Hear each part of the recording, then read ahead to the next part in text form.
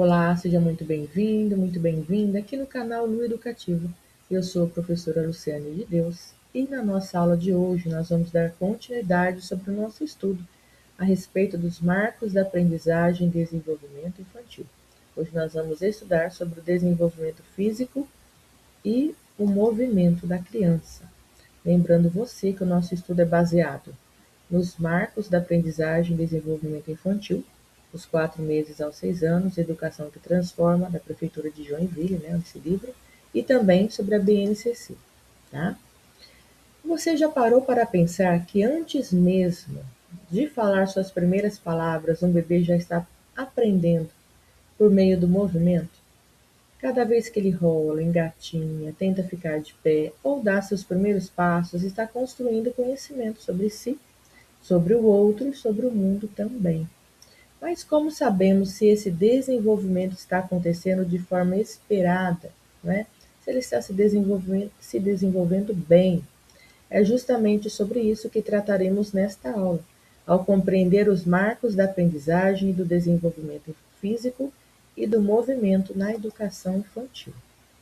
Ao longo dessa aula, vamos compreender como ocorre a evolução do desenvolvimento físico e motor em cada faixa etária, conhecer os principais marcos de aprendizado, né, relacionados ao movimento e refletir sobre o papel do professor na organização de ambientes e experiências que favoreçam o desenvolvimento integral das crianças.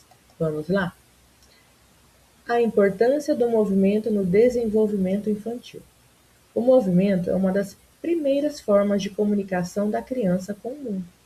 Muito antes dela falar, a criança explora, toca, segura objetos, rola, engatinha, caminha, pula, corre e dança.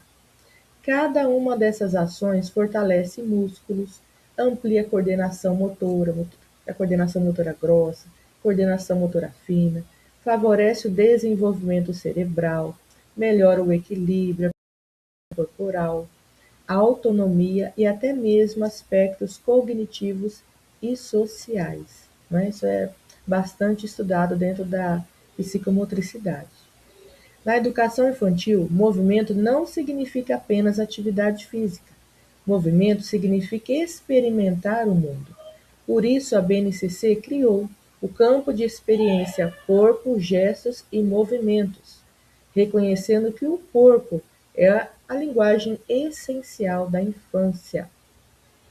Por isso que a movimentação dessa criança é tão importante, né? Nas brincadeiras, no andar, todas as atividades físicas são extremamente importantes dentro da infância, não é verdade?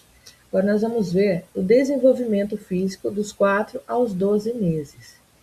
Nos primeiros meses de vida, observamos grandes conquistas motoras.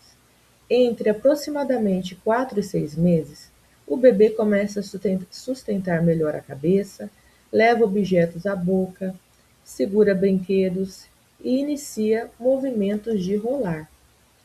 Já entre 6 e 9 meses, aparecem o sentar com maior estabilidade, o deslocamento, rastejando ou engatinhando, e a exploração intensa dos objetos.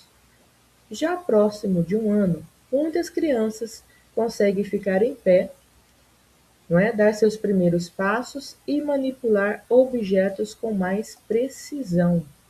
Nesse período, o papel do adulto é oferecer espaços seguros para a exploração livre sem antecipar etapas do desenvolvimento, né?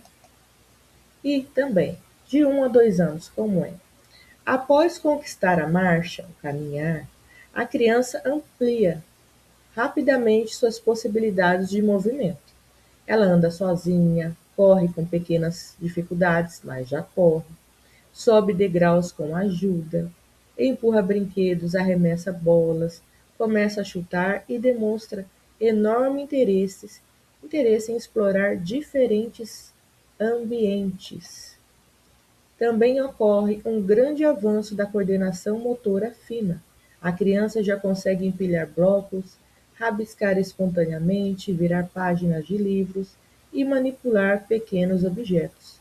Nesse momento, brincar é a principal forma de aprender Você pode observar que crianças que começam, né, de um aninho e pouco, já começam a andar para todo quanto é lado dentro de casa, elas vão mexer em tudo, não é? Abrir gaveta, abrir porta de armário, pegar objeto que não é para pegar. A maioria das crianças até preferem brincar com objetos que não são brinquedos, né? Brincam com panela, com vasilha, com colher, brinca com tudo, menos com brinquedo. E mexem em tudo. Por quê? Porque para elas todo lugar é interessante. Ela aprendeu, ela sabe que ali tem algo para ser explorado, né? Ela quer conhecer tudo, ela quer mexer em tudo, ela quer explorar tudo.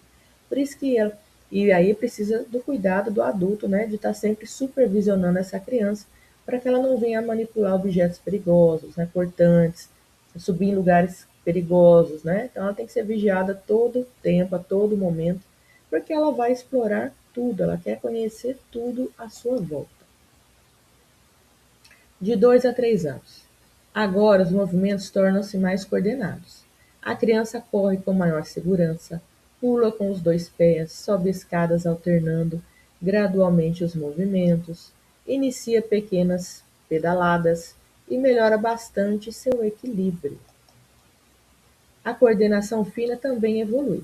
Ela consegue utilizar giz de cera com mais controle, encaixar peças, construir torres maiores e realizar atividades simples de recorte, mas sempre com supervisão.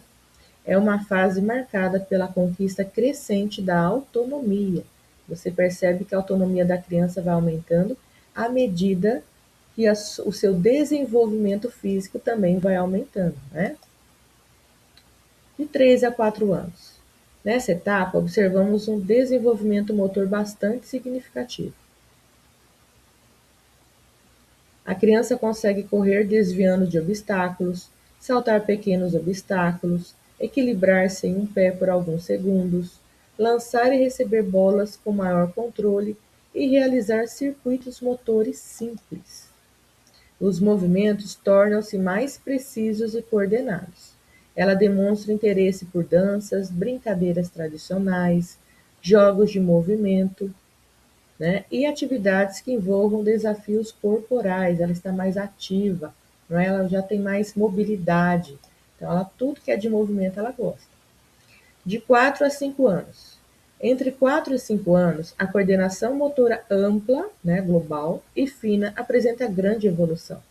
A criança corre, salta, galopa, realiza movimentos alternados com braços e pernas, sobe e desce escadas com segurança, participa de jogos com regras simples e executa movimentos cada vez mais complexos também. Também aperfeiçoa habilidades como desenhar figuras, copiar formas geométricas, utilizar tesoura infantil e manipular diferentes materiais.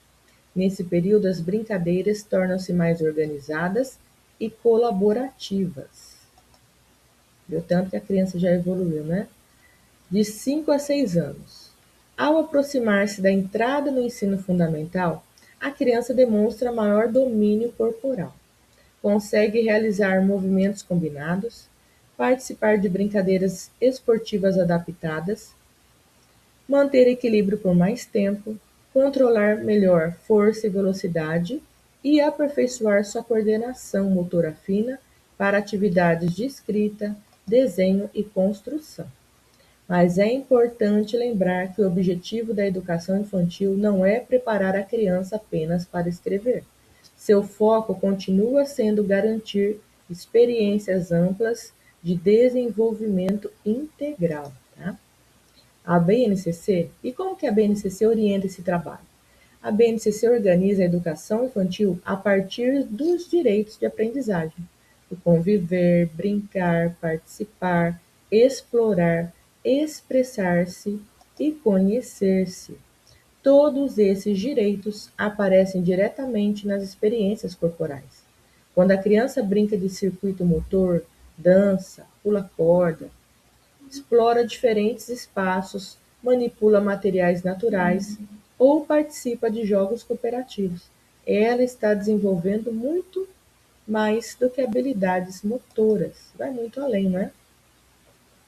Está aprendendo a resolver problemas, comunicar-se, construir autonomia, conviver com outras crianças e conhecer seu próprio corpo. Por isso, movimento e aprendizagem caminham juntos, tá?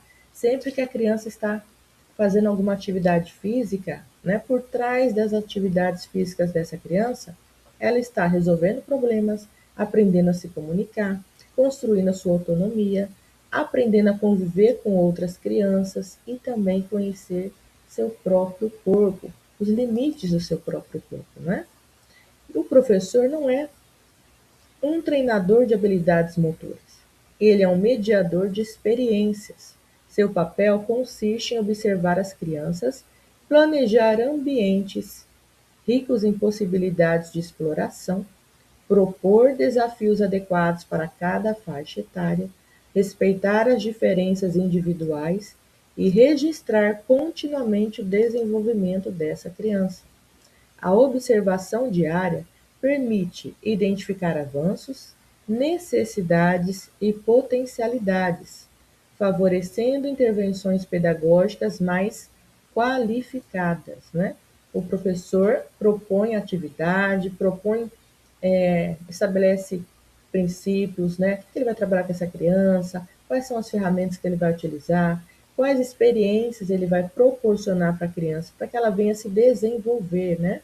Em todos os aspectos, principalmente hoje que nós estamos falando do aspecto do motor. Então, ele vai observar se essa criança está avançando dentro do que é esperado nos marcos do desenvolvimento infantil. Ela está tendo avanço? Sim ou não? Né? Tem necessidade de alguma intervenção? O que o professor pode fazer para melhorar, né? Para essa criança evoluir, avançar? Será que precisa de um encaminhamento, de um especialista? Às vezes precisa, porque como eu disse em outras aulas, você percebe que esse aluno não está avançando dentro do que era esperado para a faixa etária dele, né? Muito assim, está tendo um atraso, digamos assim, muito significativo, né? Maior do que esperado, porque a gente sabe que cada criança tem seu próprio ritmo de desenvolvimento, mas cedo ou tarde ela chega, né, onde todos têm que chegar. E tem crianças que às vezes não avançam, não estão evoluindo conforme era para evoluir, ou podem até estar fazendo o contrário, né? Em vez de evoluir, estão regredindo. Né? Então é preciso ter essa intervenção do professor dentro de sala de aula e às vezes buscar uma ajuda especializada. Né? Ver se essa criança, os potenciais que essa criança tem, observar tudo, registrar e comunicar, tá? Comunicar para a escola, para a gestão, né? Para a equipe escolar e para os pais também, quando necessário, para buscar ajuda, né? Então, o aluno precisa às vezes precisa muito de ajuda, então a gente não pode ficar quieto, não, a gente tem que fazer a nossa parte também. Viu que está errado, comunica, vai atrás, já passa para frente. Ó, não tem problema com a perninha, tá andando assim, não anda direito, não é? Era para estar engatinhando, não engatinha. Porque tem criança, gente, que não tem. Às vezes a gente vai se deparar com crianças, por exemplo, que vão aprender a andar e não engatinha, já anda direto, tá? Pode acontecer sim. Pode ser uma coisa boa?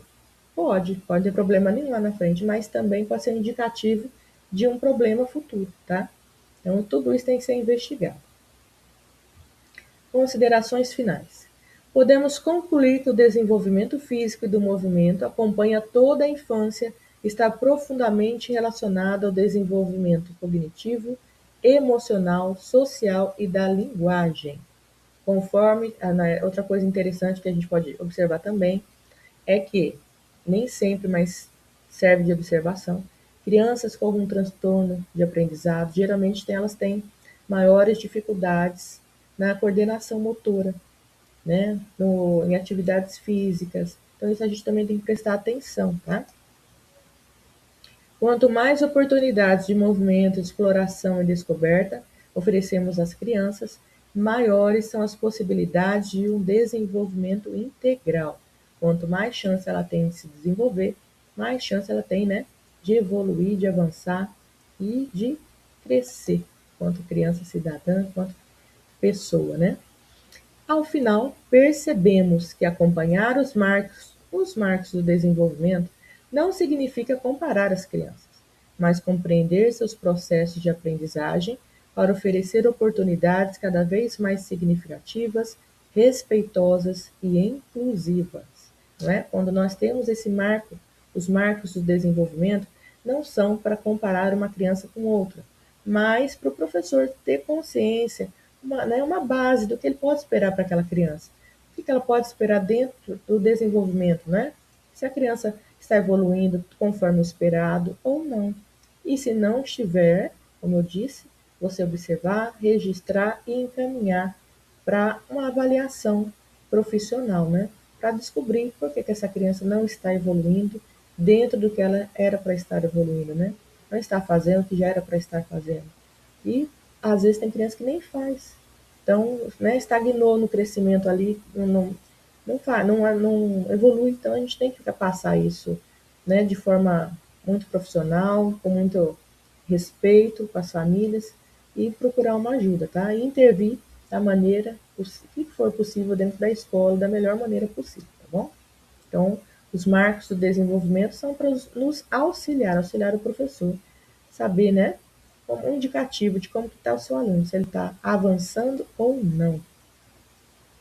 Agradeço muito você que ficou comigo até o final dessa aula, espero que você tenha gostado, tá bom? Na nossa próxima aula, nós vamos estudar sobre os indicadores dos marcos de aprendizagem e desenvolvimento. E se você ainda não é inscrito, não é inscrita aqui no meu canal, né? No Lu Educativo, convido você para se inscrever, ativar o sininho de notificações, deixar o seu like, assim você ajuda a fortalecer o canal e poder compartilhar com seus amigos também.